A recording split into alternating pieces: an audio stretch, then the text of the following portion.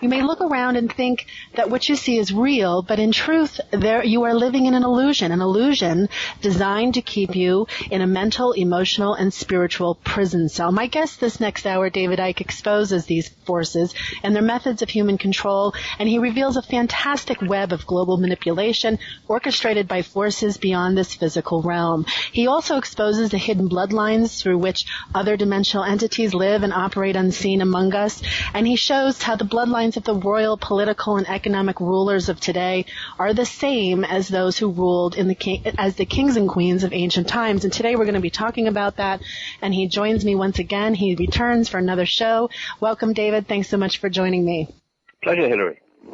So where are we in the world right now? I mean, we have all this stuff going on, and I always like to check in with you with updates, and we have this big Gulf spill, and I'd like to start there and get your intake, on what's happening right now. What is the agenda right now that we're living in? Well, I've been writing for 20 years about something I call the truth vibrations. The truth vibrations was, funnily enough, the name of the first book I ever wrote after I started to awaken myself in 1990. And what I learned 2 decades ago was that a vibrational change was coming, which was going to increasingly act like a spiritual alarm clock and wake people up from their coma, from their deep sleep that we've been in. And the more that I've understood this as the years have passed, what is happening is that we are at the cusp of an epoch change. In my new book, Human Race, Get Off Your Knees, I go into the fact that this reality, it goes through a cycle, and that cycle is dictated by a vibrational cycle that comes out of the black holes. In our case, the black hole at the center of this galaxy, which the scientists are now identifying, and it's suggested there's one at the center of every galaxy. But it's a vibrational cycle. So as the vibrational change happens, it elicits different information in the form of photon energy coming from the suns. And we decode this through what I call the body computer. We've discussed this before, into this reality that we are experiencing. And you can liken it, not just symbolically, but in very many ways, in actual terms, to the wireless internet. I'm sitting in a room now, and if it had the wireless internet, I could look around and I would not see it. It would just be a room to me and just what appears to be empty space. But if I turn on a computer, out of the ether, out of the unseen, without any wire connections or anything, I can pull a whole collective reality out of that wireless internet, that unseen realm, onto a screen. And what we're doing through what I call the body computer, the biological body computer system, in the sense that it has the ability to assess information and make decisions for itself, not just react to the way it's programmed. I mean, I'm sitting here now, you're sitting in there now, everyone's listening to this program sitting or wherever they are, and their immune system is working and making decisions constantly on how to react to this situation or that potential threat or whatever. You're not aware of that. I'm not aware of that. We're just chatting. So there's a heck of a lot going on within the body computer system that we are simply not aware of, but it is actually up to its own level of awareness, making decisions based on the information that it's receiving. And so what is happening is the human body computer is decoding this photon information, and it's turning it from the vibrational into the electrical, into the digital, and finally into the holographic. And it's the holographic reality that we experience as what we call the physical world. Now, this vibration, which changes over a period of time, or what we call time, is in effect creating what I've called in my books before the time loop. One of my books is called Tales from the Time Loop, where you start at a certain point and then you go round and then you basically come back to the same point, not in every detail, but in theme.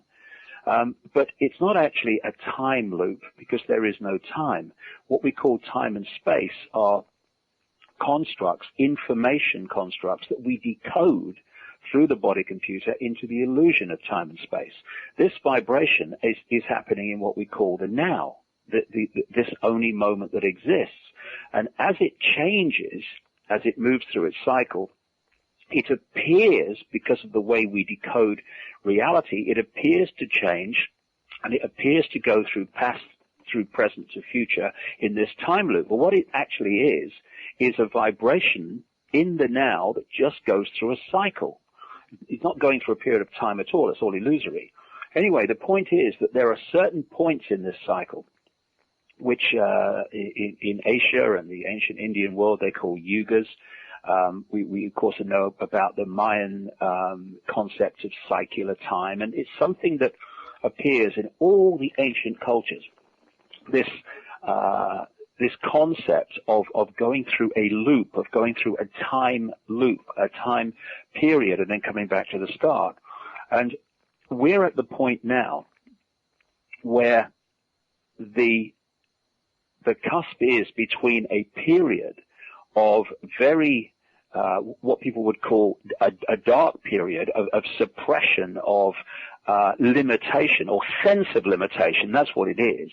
And we're now at the cusp of a massive fundamental change to a period in this cycle, which is about expansion of consciousness, the end of limitation, and the opening of massively greater potential for creation, self-creation, and the ability to manifest whatever we want to manifest. And at this point now, and what I call the truth vibrations, are this new energetic change moving in, and it's changing the information that we're receiving, and therefore those that are starting to tune into this, and more people are, they start to dramatically, in many cases now, change their perception of the world, their sense of reality, who they are, what they are, the nature of their own possibility.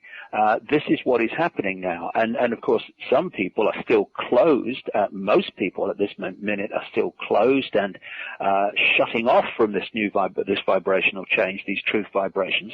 And they're starting they're kind of clinging on to the old epoch, the old energy.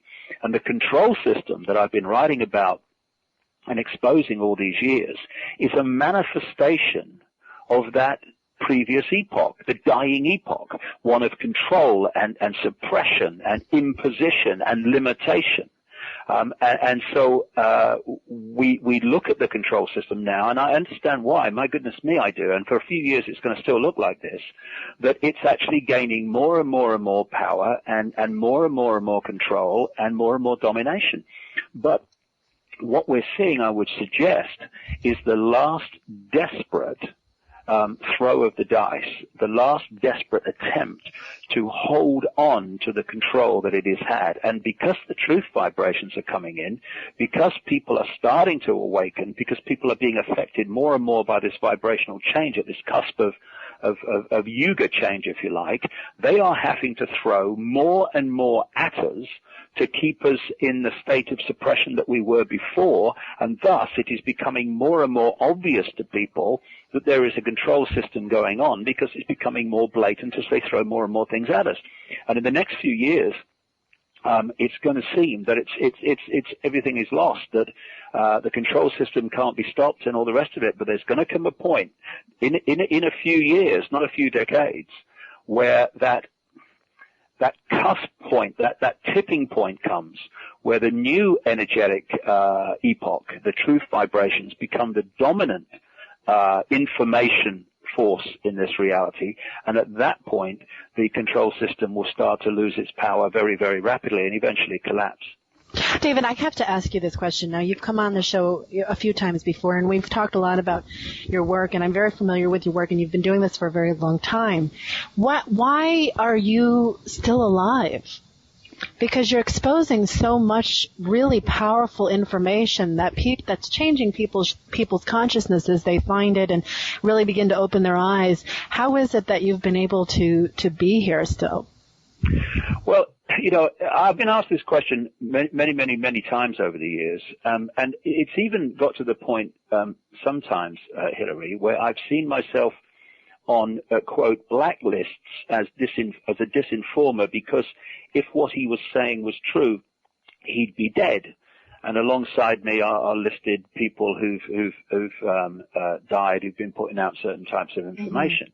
But my response to that is, well, let's all line up now, put our hands out for the handcuffs and our ankles out for the ball and chain, because what you're telling me, therefore, and I'm talking about the people who say that, is that we're doomed.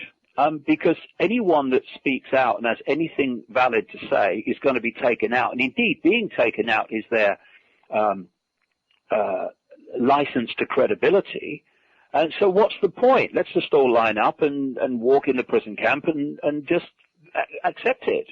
Mm-hmm. Now, what I'm saying is that we create our own reality, and we are decoding a collective reality from the unseen, like I say, that the cosmic internet, as I call it, the equivalent of the wireless internet. But just as, you go online and we can go to the same websites, we'll see the same graphics, we'll see the same words, we'll see the same colors, we'll see the same pictures, because we're experiencing a collective reality, but we won't all have an opinion, a reaction, or a response to what we see that's the same. That's where we, as unique expressions of infinite consciousness, put our own spin on reality. And where I'm coming from is that there are forces at work which are expressions of these truth vibrations, and there are large numbers of them, and more all the time, who are beyond the ability of the control system to take them out. Because if I do not let the fact that I could be taken out into my reality, I cannot decode it into physical experience. I can't do that. And I'll tell you an interesting story. I think it's interesting. When I first came to America in 1996, and I was talking to a man and a dog, and sometimes even the man didn't come, what I did was met a lot of whistleblowers, and I saw a lot of whistleblowers from government and other areas speaking. And what I saw again and again, not in every case, but a significant number, were people wearing the attacks upon them as like a war medal. It's like and some people, I won't mention his name, but I was in someone's house one day, back in 1996. It was up in New England, and I was waiting to talk in that person's house. That's how big the audiences were at that time for this information. And he went out, and I put a video in, and I saw this man talking. And he was saying some very, very interesting things. But he kept repeating, I don't know how long they're going to let me keep saying this. I don't know how long that I can keep saying this before they take me out. And I sat there that day, Hillary, and I thought, you want to be careful, mate, because you're going to be a self-fulfilling prophecy if you're not careful. The guy came back home, and I said, it's a very interesting video. I had a lot of interesting things to say. I said, what's happened to this guy? Where is he now? He said he's dead.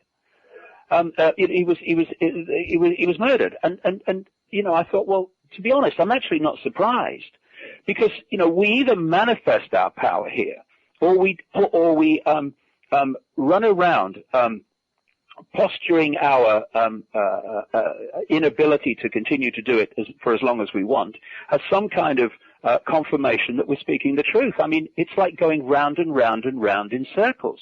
And I just wake up every day. I'm doing this 12 hours a day, day after day after day, and I will till I keel over. It's my life. It's my passion. It's the only thing I'm interested in doing. And I put one foot in front of the other. And what tends to happen is you get somewhere.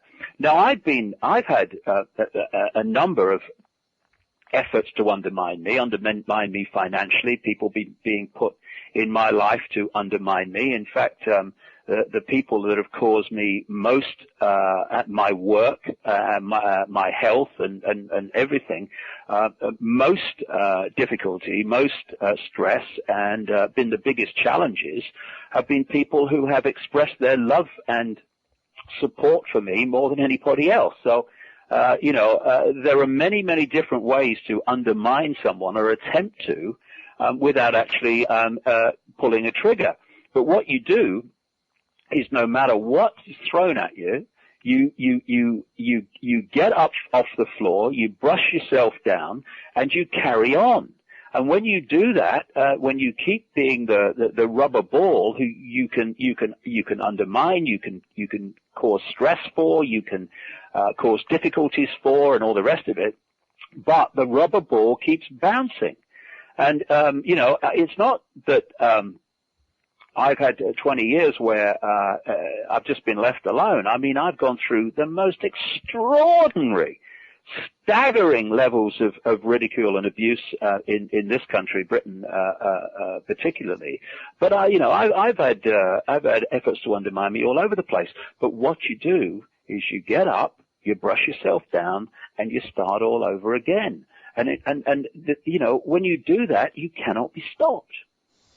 David, I have to ask you this question, too, because somebody knew I was going to be doing this show with you, and they wanted me to ask you this question, and I'm curious what your answer is. Now, there's some proof out there that there are electromagnetic weaponry, things that can interfere with people's consciousness, their electromagnetic field as a form of stopping people, making them sick, giving them cancer, those kinds of things. What's your take on that whole topic? What do you feel is truthful about that? I think there's no question that's true. Yes. I mean, I've gone through some amazing, funnily enough, electromagnetic attacks myself. They've actually pretty much stopped now, funnily enough. But around the end of 2009, right across January and February, every night, virtually every night, I would wake up and there would be these tremendous electromagnetic fields in the bedroom. They sometimes look like metallic like spider things and all the rest of it. But then there was it wasn't that, you could just see them. You could feel them very powerfully too. I remember one night, they were disrupting my sleep so much that I got up out of the bedroom and I walked into my lounge and I lay on the sofa and I fell asleep there and I woke up again. And I looked across, and next to the television set was this, Catherine wheels, these fireworks Catherine wheels. Mm-hmm. There was a spinning kind of Catherine wheel of it wasn't colored energy, and it was spinning with extraordinary speed. And in the middle was again a metallic spider-like thing going out, like the core of it. And I watched it. It wasn't that it was just there for a few seconds and then went. I watched it for about a minute and a half, and I got up and I thought I'm going to see what this is going on. I walked towards it, and as I walked very close towards it, it had gone. And this went on for weeks and weeks and weeks, and then just suddenly stopped. I have it, kind of maybe 2 or 3 times a month now, but nothing like as intense as I did then. What that was all about, I have no idea. But that was, and that at the time when I was going through that experience, it was disrupting my health. My rheumatoid arthritis, which is not good at the best of times, was very, very bad then, and I had 1 or 2 other health situations.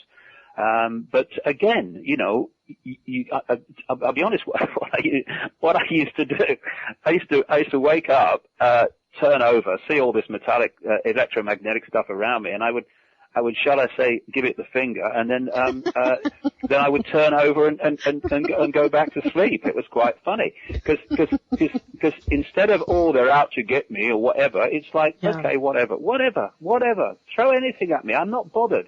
Do you think that lack of, do you think that the fear equation is also included in this, because if you're afraid that they can get to you, then that changes the whole game, doesn't it?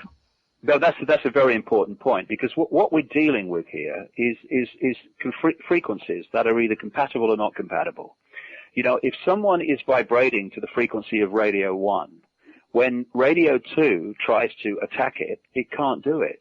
It can't do it because radio 1 and radio 2 are on different frequencies. Once you get, and of course the base frequency of the control system is fear. It's low vibrational emotion. And I'll tell an interesting thing that I've noticed in my life over the years is one of the ways that the attempt has been to undermine me, and it's going on at this time, funnily enough, not that it will work, is to create situations and people around me that will pull me in to that low vibrational emotional state. Because once you're pulled into that, you're actually syncing with the vibrational frequency of the control system, and then they can start to make an impact upon you. And so if you can stay outside of that, then you're vibrating at one frequency, the control system's vibrating at another, and never the twain shall meet. This is why it's so important. And I'm speaking to myself here as I say this. You know, I'm not the guru, Buddha, sitting on a mountain cross-legged saying, this is what you must do. I've sussed it. You know, we're all in this, and we're all kind of working to get ourselves in a certain state, me included. But when you're aware of it, it makes it more easier. And what we need to do is to just hold this understanding that we are infinite consciousness having an experience. We're not the experience. I'm not David Icke. David Icke's my experience. I'm infinite consciousness having an experience as David Icke. And when you come from that perspective, it helps you hold perspective on the experiences that we have instead of being pulled into them, so that you are the experience as well as having the experience, which means that you're pulled into a vibrational state where if it's an unpleasant experience and a stressful and fearful experience, well, then you're being pulled into the stadium in which the control system plays at home. And it's important that we hold this understanding, and it's a real challenge because all the 5 sense influences are telling us that you are David Icke, you were born in Leicester in 1952, and you are just one person, just Joe Public. You have no power. But if we can resist getting pulled into that, to realize that the reflection in the mirror is the reflection of the experience. It's not a reflection of who we are, though you can see who we are through the eyes often. Then you're in this world, as I've said many times before. You're in this world having the experience, but you're not of this world in the point of that you're perceiving the experience, and that can have a very powerful impact on not getting pulled into fear and stress and all the rest of it, which allows you to enter the control system's stadium on which it wants everybody. That's why it's created a society which is there to generate maximum fear, maximum worry, maximum anxiety, maximum conflict. Is because they want us in a certain vibrational frequency range, because that's the one that they can lock into us through. Now, this brings up my next question. Now, so raising our vibration is a way to protect ourselves, to keep us out of that, to free us from that. In one of your books, forgive me for not remembering which one it was, but one of the books you described how the New Age movement is manipulated towards, in some senses, a new world order also, as being one. How is that? How can you explain that for those listening, how that's being done now? Well, you know, I looked at the New Age movement a lot when I first started to awaken, because it was my first port of call when I was trying to get an understanding of what the heck was happening to me 20 years ago, and I've observed it, and I don't want to sit here now and say New Age load of rubbish and all the people in it rubbish. No, I'm not saying that. There are some wonderful people that operate in what people would call the New Age movement, an enormous number of genuine people. What I'm saying is that there are elements of it, and I would say significant elements of it, that think they've rejected religion in general, but have actually just accepted another one. You know, if you give your power away to Christian heroes or Jewish heroes or Muslim heroes. That's considered by many people in the New Age as absolutely wrong. You must take your power back. You must be in your own power. You must create your own reality. You must express your uniqueness. And I agree with all of that.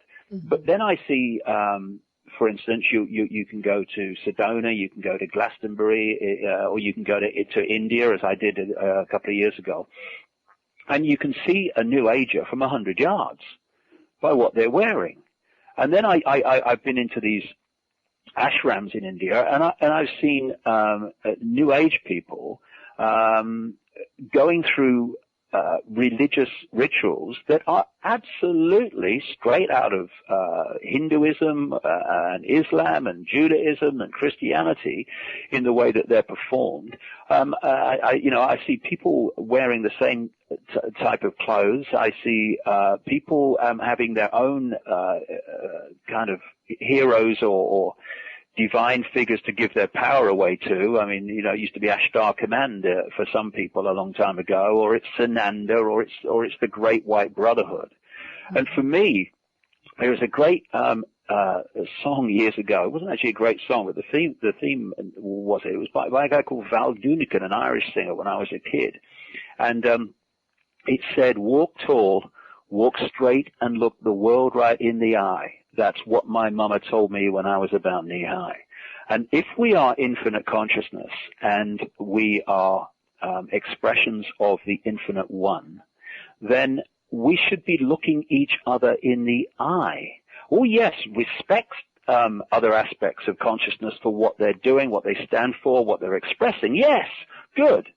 But don't get a crick in the neck looking up, because you are them, they are you, I am you, you are me. And I still see hierarchical structures big time often within the New Age movement. And hierarchy is illusion. Hierarchy is the control system. We cannot have a situation of hierarchy and then claim that everyone is an expression of the one. We either are or we're not. And of course, hierarchies are the way that the control system imposes itself in so many ways, because hierarchies are the few dictating to the many. And that can be a few bankers dictating to the entire banking system, a few politicians dictating to an entire nation, or it can be a few heroes in the New Age dictating or allowing them to be themselves to be dictated to when they are the vast majority. And for me, these blueprint structures of the control system, you find them everywhere if you look for them. And it's hierarchy is the old limitation. I'm above you, you're above me, I know my place. That's the old epoch. That's what's coming down. The pyramids of power, they're coming down because that's an expression of the old energy. And it's a shame that so much of the New Age, or significant swathes of it anyway, are still into hierarchy. It's not the way it is. I would suggest anyway, but everyone must believe what they want to believe, of course. Well, I like how you put that. I really do. I want to switch gears one more time and go into the alien agenda. A lot of people have been talking about the good versus bad. I know how you perceive it, but I'm curious to know if ultimately, somebody told me recently that there's this agenda that we're going to be invaded, and the world powers are kind of slowly preparing us for that as they leak disclosure, and evidence comes out, and the Vatican says that contact is real. What is your take on this whole good, bad, us versus them kind of thing? Are the ETs good? Are they bad? What do we believe? There's so much. Hilary, I don't see things in terms of good or bad. I see things in terms of conscious and unconscious. There are conscious human beings, there are unconscious human beings, and it takes you about 30 seconds to see the difference if you're in their presence. And because everything is an expression of this one infinite awareness, this all possibility that I call it, then if you are dealing with an infinite all possibility, then all possibility must be able to manifest. I mean, the two go together. So therefore, anything's possible. And when you're dealing with non-human entities or non-human expressions of awareness, then you must, of course, have the great tapestry, the great spectrum of possibility among them. So there are non-human entities, let's call them ETs for simplicity, that are conscious, and they will have a benevolent, supportive view of humanity. Indeed, they will have a benevolent, supportive view of all existence. You will have other ETs that are not conscious, and probably not terribly bright. You'll have other ETs, which is what I would suggest we're dealing with in terms of the control system, who are not conscious in terms of infinite consciousness, because anything that is conscious does not want control over. It does not want to impose its will upon. But they are extremely technologically advanced compared with humans at this point. They are, shall we say, clever because they have this intellectual advanced state of mind, but they are not wise in the sense that they are conscious. And when you have a technological possibility coming from a developed intellect, a developed mind, but you do not have that balanced by consciousness, wisdom, then you can get yourself into a very destructive situation, because I've said in my books 20 years ago nearly, cleverness without wisdom is the most destructive force on earth. It's very clever to understand how to make an atomic bomb, but it's not wise to do it. And this is the difference between the two. So what we're dealing with, I would suggest, Hilary, with it in terms of the control system, is extraterrestrials, or not even extraterrestrials, I call them other dimensionals, that are advanced intellectually, therefore very technologically advanced compared with us, and they have an understanding of how to manipulate energy as part of that intellectual understanding of the way reality works. But they do not have the open consciousness, the connection to the greater awareness to balance that understanding and use it in a compassionate, loving, balanced way. For instance, the same technology that can cause great destruction can give people free energy for indefinitely, no utility bills, none of it. So it's like a microphone. A microphone's not negative or positive. It's how you use it that's negative or positive. And this intellectually dominated extraterrestrial group, which I feel overwhelmingly takes a reptilian form, this is the mentality behind what we call the Illuminati, these bloodlines, which are hybrid, interbred bloodlines, which act as vehicles within this reality you might call visible light, for the reptilian and other, quote, demonic type entities operating outside of this reality to actually manipulate this reality. It's like, when you see scientists who are working with material that is dangerous, you'll see the material in a tank, and you'll see the scientist on the outside of the tank, and then he puts his hands through these gloves that go inside the tank, and then he can work the material. Now, he's outside the tank. What he's manipulating is inside the tank. And if you take that symbol, that analogy, that's basically what we're looking at, I would suggest, after 2 decades of researching this around the world, in terms of the control system. These bloodlines are like the gloves in the tank. They are the vehicle within this reality that allows these entities operating just outside of this reality to manipulate through them into this world. And the reason they're so obsessed with interbreeding and holding a certain genetic DNA state is because everything in this reality, when you come down to it, whether it looks just like a solid wall or it's DNA or a glass of beer, its base state is vibrational, waveform. That's where the information is that we decode into what we see as physical objects. So therefore, DNA is in its base form a vibrational field.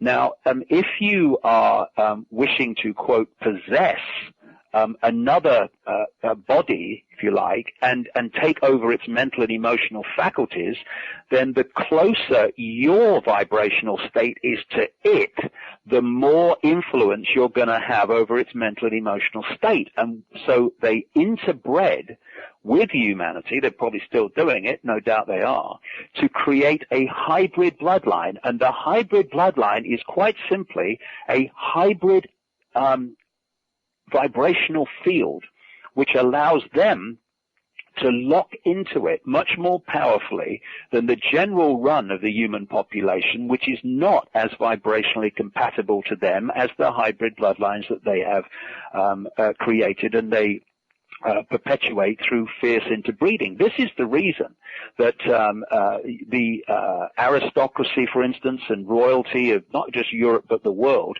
have incessantly interbred over the years with each other. It's not, it's snobbery just to keep the genes up. Yes, it is to keep the genes up. It's to keep a certain genetic state, like a computer software program. This is why the Eastern establishment families of the United States incessantly interbreed. It's because they're trying to hold this vibrational field, which will be diluted very, very fast if it's interbred with people that are not compatible with it. David, if somebody is compatible with that kind of vibration and they are a hybrid, is it possible for them to overcome that strong kind of controlling energy that can attach to them? Can they evolve past that? Absolutely they can. It's called consciousness. See, if you, I've got a computer in front of me now, and if I go to my documents, there are files galore all over it. Within the DNA are endless files, information files, experience files, kind of programmed behavior files, all over it. But just as with my documents, if I don't open the file and put it on the screen, it's not going to influence the reality of the computer. It's just going to sit there in a dormant state. So what these people do, this is again one of the key reasons that they bring their children up in a certain way, and one of the ways they bring them up is overwhelmingly with no human parental child bonding, with no love, with no warmth. I mean, people have noted over the years the lack of warmth between each other of the House of Windsor, the British royal family. I mean, I saw this extraordinary black and white film the other day where the Queen is walking off a plane back in the days of black and white. She's been to an overseas visit with Prince Philip, the chap. They walk down the steps, and there's a line of dignitaries at Heathrow Airport waiting to meet them. And she goes along and she's going, hello, hello, and these dark suits, hello, mom, and bowing their heads. And then there's a gap, and then you see what the gap is, and it's the fact that there's not a man standing there, the next in line. It's Prince Charles, who's a little boy. And he's standing in line with the dignitaries. He puts his hand out to his mother and shakes hands like the other dignitaries, and she goes on to the next one. Now, that's part of the way that these people are brought up. They're also sent to what we call in Britain public schools, but they're actually private schools, fee-paying schools. You have a different name for them in America, same thing. And they go to these various schools where they are brought up in a set and looked after, for want of a term, in a certain way. And then there's the other thing. They're eventually put through rituals. And these rituals are designed specifically to create vibrational fields that open the files to the deeper levels of this hybrid state, to open the deeper levels of the hybrid program. And as these files open, these kids start to change in terms of their attitude to life, themselves, and the world, because the program has been activated and it starts to influence their sense of self and reality more and more powerfully. When you are conscious, when you allow consciousness in, it can override any of these programs. I've met people from these bloodlines who are lovely people, wonderful people. They have not allowed, because of their own state of being, they've not allowed these files to be opened, and so they're not influenced by them. And they're seen within these Illuminati families as cuckoos in the nest. I know one very, very well, and she's a remarkable, staggeringly remarkable woman. And she's right in the middle of some of these bloodlines, and she couldn't be less like them. And they don't know what to do with her. So consciousness can overcome anything, but it's got to be open. It's got to be. I mean, it's simple things like, is it right? Is it just? Is it fair? If people just keep asking that question, instead of, what is right for me in my perception in the moment, what is right, fair, and just in these circumstances?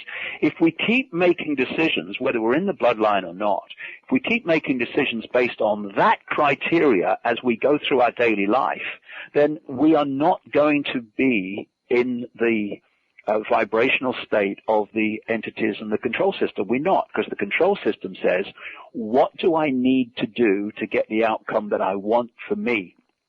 That's its whole criteria. That's the whole criteria of these entities.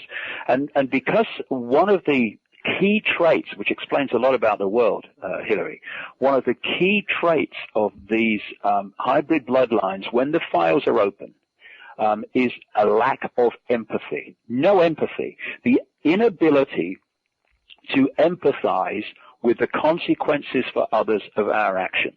And once you have no empathy, the fail-safe mechanism of human behavior has gone. Because anything goes. 3,000 people on 9/11, and we got to invade the countries we wanted, didn't we? What's the problem? 100,000 or hundreds of thousands of dead and injured people in Iraq. So what? We got control of Iraq. I mean, what's the problem? This is the mentality that they go through when you have no empathy, because it's whatever's right for me. This is why they lie all the time. They have to lie, of course, because if they told the truth, then they'd be saying it's all a control system, and there's a few controlling the many. So they're not going to do that. So they have to lie all the time. They have to lie about everything they do on the stepping stones of the agenda. So because if they told the truth, they'd say, well, we're only doing this now because it's leading to this and it's leading to that, and the outcome we want is total human control. They're not going to say that, which means these people are lying all the time. But to them, lying is not a problem, it's the means to an end. But you told a massive lie then. But I got the outcome I wanted. What's the problem? This is the mentality once you have no empathy. So anyone who has empathy with the consequences for others of their actions, who does what they believe to be right and just and fair when they're making decisions over whatever situation they're facing, they are, by that definition alone, going to pull themselves vibrationally or hold themselves vibrationally outside of the control system's clutches. David, I have to ask you, why do you think the positive contact experiences are so withheld and not really actively out there in the world of that topic? Why do you think that that's the case? Well, I think there's a tremendous amount of information about non-human activity around this planet that's kept from us, and one of the reasons is that the fact that there is a non-human element to the control of humanity that is prime to them to keep under wraps, to keep from people. The other thing is that once you start talking in any way about life beyond this planet, what are you doing? You're immediately expanding people's perception of themselves and the world and reality. No longer is it just one race of people on one planet in a dead solar system and in an apparently dead galaxy. Now suddenly, bang, hey, your expansion of a sense of possibility and the reality you're part of suddenly massively expands once you accept that these other expressions of life exist, not just exist, but exist in enormous abundance.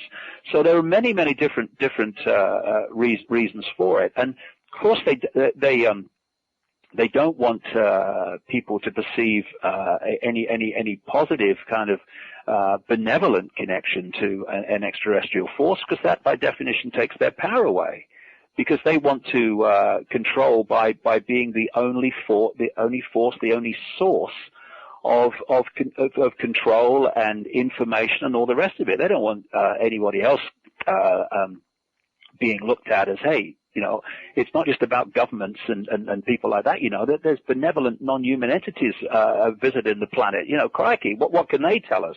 So it's like they have a process of what I call defend the first domino, because, you know, you see these situations sometimes where they have thousands and thousands and sometimes millions of dominoes, and they push the first one down, and then it hits the next one, and suddenly they're all going down right to the end.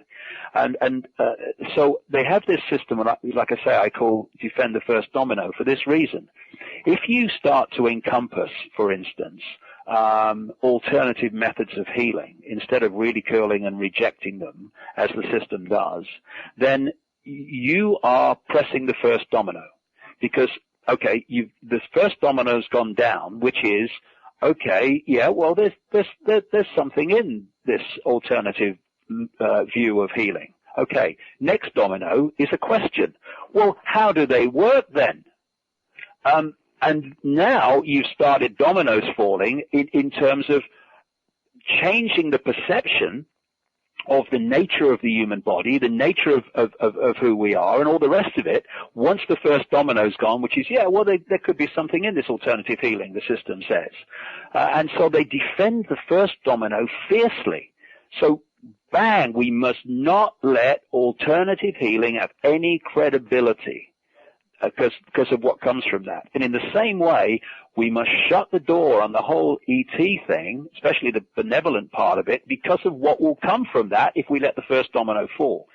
But I do feel that, as you indicated earlier, Hilary, that there is a plan which has been talked about for a long time by various researchers and what have you, that there is a plan at some point to introduce the fact that there is a possible threat to humanity from an extraterrestrial force.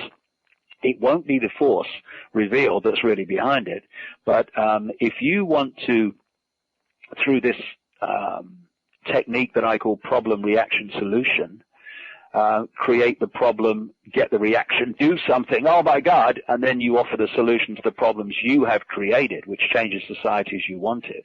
If you want to change the global situation, if you want to change the world globally in terms of everyone at the same time, then you need global problems through which you can offer a global solution. So you have, for instance, the global war on terror. So you can offer global solutions to that. You have a global financial problem. So you can offer global solutions to that, like a world central bank that dictates to all global finance to everywhere in the country. You have global warming problem they have created in the public mind, or increasingly less mind, but still an enormous amount of people. So you can offer global solutions to that. And of course, if you're dealing with a global threat from an extraterrestrial race, perceived, manufactured, whatever, then you have the ability to put a global solution to that, which is bringing all the, you know, military and political kind of systems together as one. I mean, what do you have in a country? If there's a threat to a country, you have a war cabinet. You have a few people sitting around the table making the decisions, not the rest of the government anymore. And of course, if you had a perceived threat to the world from an extraterrestrial external force, then bingo, you would have the equivalent of a global war cabinet, a few people making decisions for the world. So I'm not saying this is definitely going to happen, but I'm saying it's a possibility through something that's been talked about for years called Project Bluebeam, which was written about many, many years ago, that this was one of the plans, one of the possibilities that would be introduced to manipulate humanity to accept an immense centralization of power in the world. David, what about all of the people that are coming forward recently about time travel and exposing the fact that governments all over the world have been funding this for quite some time and researching this, and that they have in fact been using the technology? What are your thoughts on that? I think that technology in the underground bases and the secret projects is light years ahead of anything we see in the public arena. And this is a very important point, because if you want to suppress people's sense of what is possible, in other words, potential, then what you need to do is suppress their perception of possibility. Now, this seems like an incredibly obvious statement, but sometimes we miss the obvious. What I'm saying by this is, if you suppress through suppression of science and such things, suppression of technological development in the public domain, what is actually possible, then you create a sense of limitation in the public mind, because the public's mind's basic perception of what's possible is what they can see is possible because it's happening. This is why when people talked about flying in spaceships, or even flying at one point, they were laughed at. That's not possible. You can't fly with a heavier than air machine. You can't do this. How many, of the things we take for granted today, before they were before people's eyes, and was suggested that this is possible, that the general population said, "You're mad, you're crazy, that's not possible." But once they see it, their sense of possibility expands. Oh, you can fly in a heavier than air machine. Oh, I've just been on my holidays in one. I know it's true. I've experienced it. And so the more you suppress what's possible, the more you suppress perception of possibility. And so when people come out, like researchers, and say, this is what they're doing, and this is the technology they're using to do it, people say, that's crazy, that's not possible. No, your perception is that it's not possible. It's not that it's actually not possible. It's your perception that is telling you that. And so beyond the public arena are fantastic technology to give us free energy, to keep people alive and healthy for immensely longer than we are now. So many different things are being used, not always being used, often not being used positively, being used negatively, but being used in another way, with a benevolent, loving force, could bring tremendously positive changes to the human experience. And this is another interesting area. I don't know how long we've got, but this is another interesting area, Hillary, that I've talked about in this new book, Human Race Get Off Your Knees. And that is that these extraterrestrials, these reptilian stroke, manipulating non-humans, they operate outside of this reality overwhelmingly, and therefore they operate to a different perception of time, which is just a construct. They can see down our timeline to a certain extent, but we can't see down because we're in it. And interestingly, when you look at prophetic books that have been written in novel form, like George Orwell's 1984, like Aldous Huxley's Brave New World, if you put those two books, let's just take those two books, if you put those two books together, then you've pretty much got what the control system wants to impose on planet Earth. And then some, but in theme, they're absolutely right. So then you say, hold on a second. How did they know that? Huxley's book was written in 1932, and Orwell's book was written in 1948, or published in 1948. How did they know? How do some of these other books, prophetic books, know? And how could they talk about technology and the use of drugs, etc., that didn't even exist at the time, but do now? And it's interesting when you look at those two books, because George Orwell, real name Eric Blair, was a pupil at Eton College, where the royals go to, one of the elite colleges in Britain, just outside Windsor. In fact, literally just outside Windsor, almost part of Windsor, where Windsor Castle is, one of the main homes of the royal family. And his teacher, French teacher, for a time at Eton College, was Aldous Huxley. And Huxley introduced Orwell, Eric Blair, to the Fabian Society, which is one of the major strands in the Illuminati network of secret societies. It was the organization that created the British Labour Party of Tony Blair, the start of the 20th century, etc. And when you can access this secret society network at some deep level, you can access the projected future that these guys want to impose upon humanity. And you can therefore write novels which appear to be from imagination, but with the passage of decades now, we can see stunningly accurate in terms of what's actually happening and is planned to happen. And then you ask the question, well, how could they write about technology that we have now, but was not even thought of then? Because when you are interacting with these non-human entities through the deep levels, not, Fred and Joe down the Freemasons Lodge. I'm talking the deep inner core levels of this global secret society network. You can access the projected future through those non-human entities. And things like nanotechnology and computer systems and all this stuff that's coming out now, it was being known about and used by these non-human entities, these reptilian entities, I would suggest, for eons.